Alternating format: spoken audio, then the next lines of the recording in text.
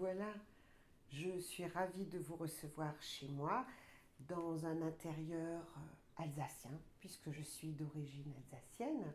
Et donc, je suis ravie de vous recevoir en cette période de Noël avec les petits gâteaux traditionnels que nous appelons les Bredel et un bon vin doux que l'on appelle le Gewürztraminer.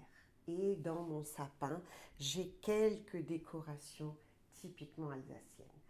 Alors, on connaît l'Alsace de, de son côté touristique, mais dans mon dernier livre, Lettres pour vous, j'ai écrit une lettre à ma région natale que j'aimerais partager avec vous afin de vous faire connaître des aspects que vous ne connaissez certainement pas.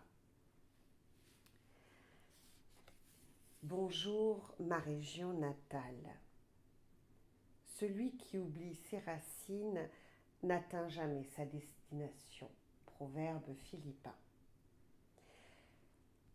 C'est sur tes terres que je suis née et que j'ai grandi, mon Alsace.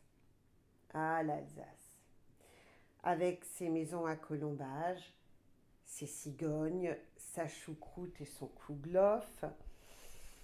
Ah, l'Alsace, avec son vin blanc et ses paysages de cartes postales. Ton patrimoine architectural et culinaire fait briller les yeux et saliver les papilles.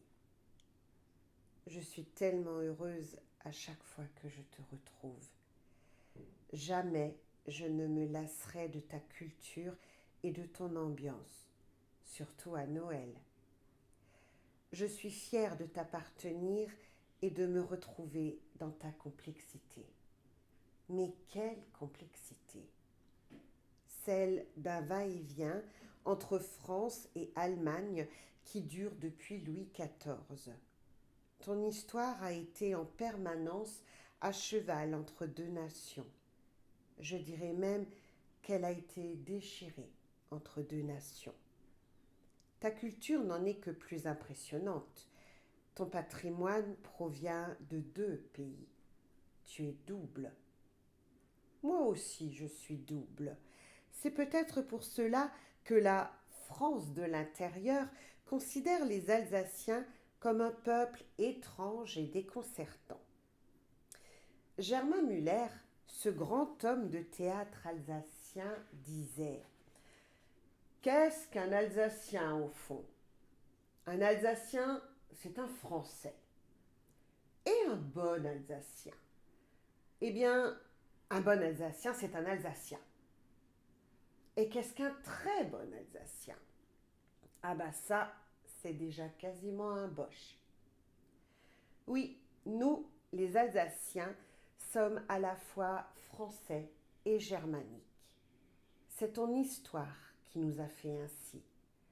Mais elle nous a aussi donné cette capacité à ne pas juger. Il est tellement facile de donner un avis maintenant sur ce qui s'est passé sur ton sol. Les 3 générations qui m'ont précédé ont eu à souffrir des affres de la guerre, et cette histoire douloureuse touche toutes les familles alsaciennes. Tu es cette unique région de France qui pleure des morts dans les 2 camps.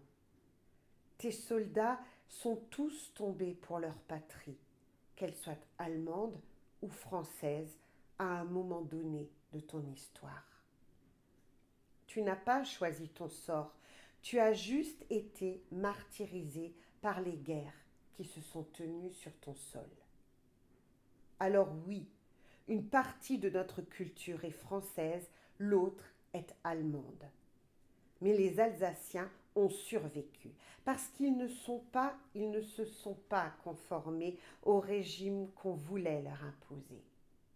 Ils ont leur propre culture, l'alsacienne, celle qui chante le Noël allemand lorsqu'elle est française et le Noël français quand elle est allemande. Je suis issue de ta culture et j'ai développé un caractère qui peut parfois s'apparenter à la tête de mule. Mais par-dessus tout, Je refuse de juger les actes que mes ancêtres ont pu faire à un moment donné de leur vie. Qu'aurions-nous fait si nous avions été confrontés à la même situation que la leur?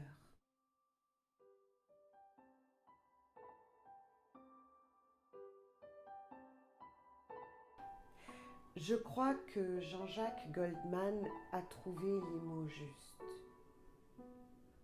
Et si j'étais né en 17 à Leidenstadt, sur les ruines d'un champ de bataille, aurais-je été meilleur ou pire que ces gens si j'avais été allemand? Bercé d'humiliation, de haine et d'ignorance, nourri de rêves de revanche, aurais-je été de ces improbables consciences, larmes au milieu d'un torrent? On ne saura jamais ce qu'on a vraiment dans nos ventres, caché derrière nos apparences. L'âme d'un brave ou d'un complice ou d'un bourreau, ou le pire ou le plus beau. Serions-nous de ceux qui résistent ou bien les moutons d'un troupeau s'il fallait plus que des mots? Si j'étais né en 17 à Leidenstadt, sur les ruines d'un champ de bataille, aurais-je été meilleur ou pire que ces gens si j'avais été allemand? Et qu'on nous épargne, à toi et moi, si possible, très longtemps, d'avoir à choisir un camp. Merci mon Alsace de m'avoir donné une double force, d'être mon refuge et de m'apporter la paix lorsque je reviens me blottir dans tes bras.